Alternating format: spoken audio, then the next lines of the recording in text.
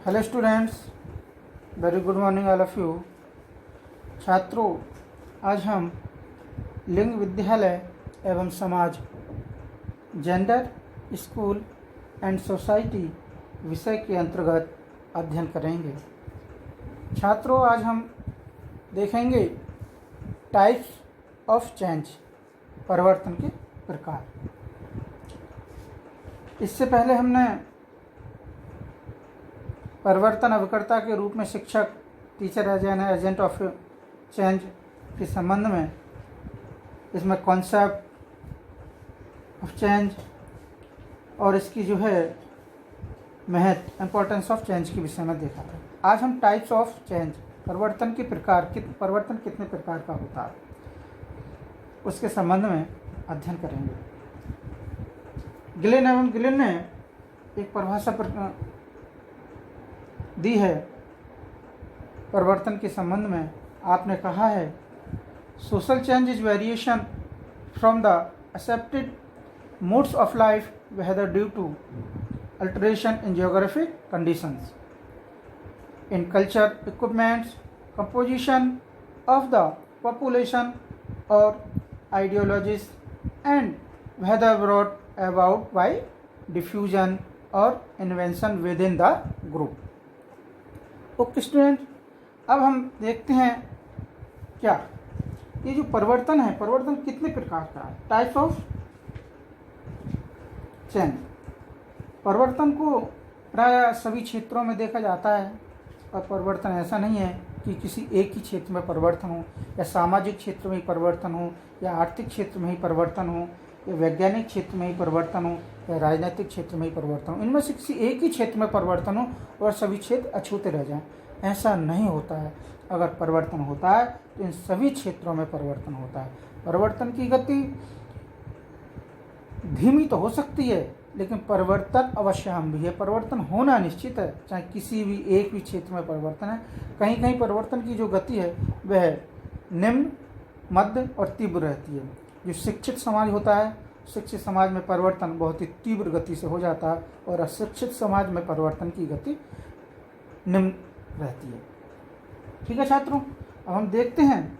और एक बात और है, यदि किसी क्षेत्र में परिवर्तन ना हो, ऐसा अगर किसी क्षेत्र में परिवर्तन ना हो तो इससे सांस्कृतिक विलंबना भी उत्पन्न हो जाती है। ठीक है, तो हम देखते हैं सबसे पहले सामाजिक परिवर्तन, सोशल चेंज क्या है।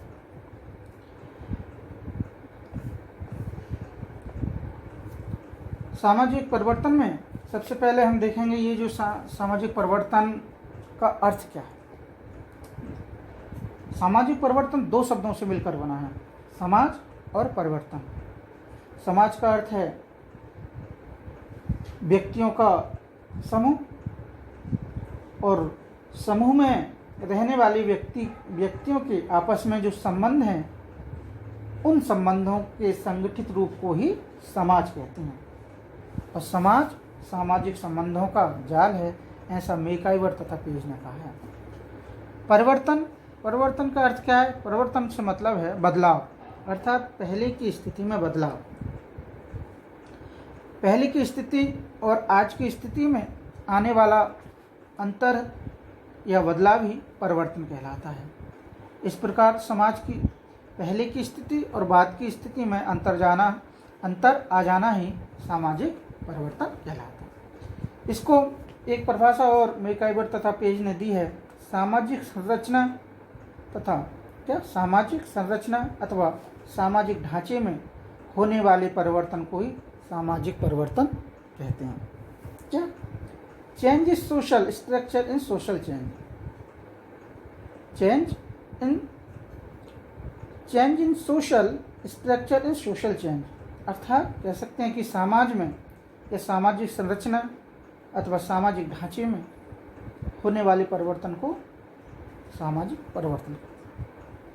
इसमें यूँ तो और बहुत सारी परिवर्तन के संबंध में परिभाषाएं दी हैं। कुप्पू स्वामी ने कहा है, जब हम सामाजिक परिवर्तन की बात करते हैं तो हमारा तात्पर्य सामाजिक व्यवहार तथा सामाजिक ढांचे में होने वाले परिवर्तन से होता है।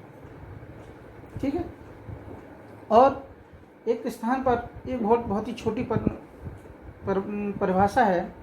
डासन तथा गेटिस महोदय ने बताया है कि सांस्कृतिक परिवर्तन ही सामाजिक परिवर्तन है। क्या कहा इन्होंने? सांस्कृतिक परिवर्तन ही सामाजिक परिवर्तन है। Cultural change is social change. हम इसको आगे देखते हैं कि सामाजिक परिवर्तन को सामाजिक प्रक्रिया, सामाजिक विकास, सामाजिक वृद्धि, सामाजिक क्रांति, सामाजिक सुधार, समायोजन और आत्मसातीकरण तथा चक्रात्मक परिवर्तन के नाम से भी जाना जाता है। सामाजिक परिवर्तन जीवन की रीति, कार्यों में, विचार में तथा सामाजिक रचना या समाज के आकार में होने वाला परिवर्तन आता है। ये सब क्या है? ये सामाजिक परिवर्तन के अंतर्गत आते हैं। क्या? Social change.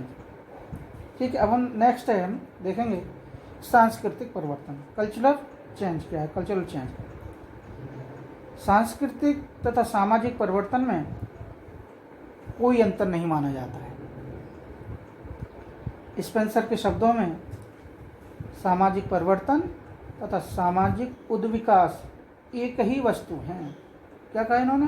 सामाजिक परिवर्तन तथा सामाजिक उद्विकास एक ही वस्तु हैं, स्पेंसर महोदय ने। उन्होंने बताया है कि सामाजिक परिवर्तन समरूप, क्या? सामाजिक परिवर्तन समरूप, धीरे धीरे तथा प्रगतिशील होते हैं। स्पेंसर महोदय का यह विश्वास था कि जिस प्रकार हम कम संतोषजनक स्थिति से अधिक संतोषजनक स्थिति की ओर बढ़ते हैं, सामाजिक परिवर्तन को भी विकास की निश्चित अवस्थाओं में होकर आगे बढ़ना पड़ता है। एक बार दोबारा देखते हैं। जिस प्रकार हम कम संतोषजनक स्थिति से अधिक संतोषजनक स्थिति की ओर बढ़ते हैं, सामाजिक परिवर्तन को भी विकास की निश्चित अवस्थाओं में होकर आगे बढ़ना पड़ता है। कि एक स्टेप्स होते हैं, उन स्टेप्सों के आधार पर आगे बढ़ा जाता है। ठीक है, चैपिन के शब्दों में सांस्कृतिक परिवर्तन को 3 भागों में विभाजित किया है। इससे पहले हमने कल्चर में देखा होगा कि परिवर्तन की जो विभाजन किया है वो 4 प्रकार का विभाजन किया है। उसमें भौतिक परिवर्तन, अभौतिक परिवर्तन, मूर्त परिवर्तन और अभौतिक। यानी क्या? ये भौतिक संस्कृति, अभौतिक संस्कृति, मूर्त संस्कृति और अमूर्त संस्कृति के विषय में पढ़ा है। लेकिन यहाँ चैपिन के शब्दों में चैपिन महोदय ने 3 भागों में विभाजित किया है। नंबर 1, ऐसे परिवर्तन जो भौतिक संस्कृति से संबंधित होते हैं, मटेरियल कल्चर। नंबर 2, कुछ ऐसे परिवर्तन जो अभौतिक संस्कृति, नॉन मटेरियल कल्चर से संबंधित होते हैं। नंबर 3, ऐसे परिवर्तन जो संयुक्त संस्कृति से संबंधित होते हैं, कंपोजिट कल्चर जिन्हें कहा जाता है। ठीक, नेक्स्ट देखते हैं अब हम आर्थिक परिवर्तन, इकोनॉमिक चेंज। जब परिवर्तन होता है तब सभी क्षेत्रों में बड़े अच्छे से परिवर्तन होता है। आर्थिक क्षेत्र में जैसे कृषि, व्यापार, उद्योग धंधे आदि में होने वाले परिवर्तन आर्थिक परिवर्तन कहलाता है। आर्थिक परिवर्तनों के कारण जीवन में गतिशीलता आती है और जीवन की गुणवत्ता में वृद्धि होती है। ठीक, नेक्स्ट है हमारा धार्मिक परिवर्तन, रिलीजन चेंज।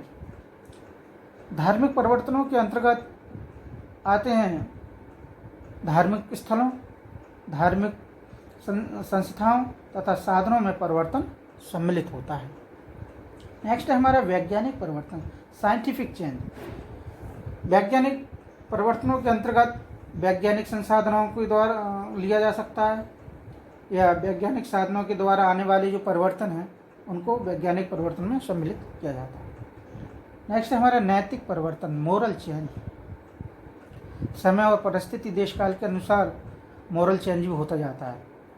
नैतिक परिवर्तन के अंतर्गत व्यक्तियों के नैतिक विचार, मूल्य तथा आदर्शों में आने वाला परिवर्तन आता है। नेक्स्ट है लास्ट अपना राजनीतिक परिवर्तन, पॉलिटिकल चेंज। जब जब परिवर्तन हुआ है तब तब राजनीतिक पार्टियों में बहुत बड़ा परिवर्तन हुआ है। राजनीतिक परिवर्तन के अंतर्गत आते हैं धार्मिक स्थलों तथा संस्थाओं का लोगों पर पड़ने वाला प्रभाव आता है। तो स्टूडेंट्स, मैं आशा करता हूँ कि आपको आज टाइप्स ऑफ चेंज अच्छे से समझ आया होगा। Thank you.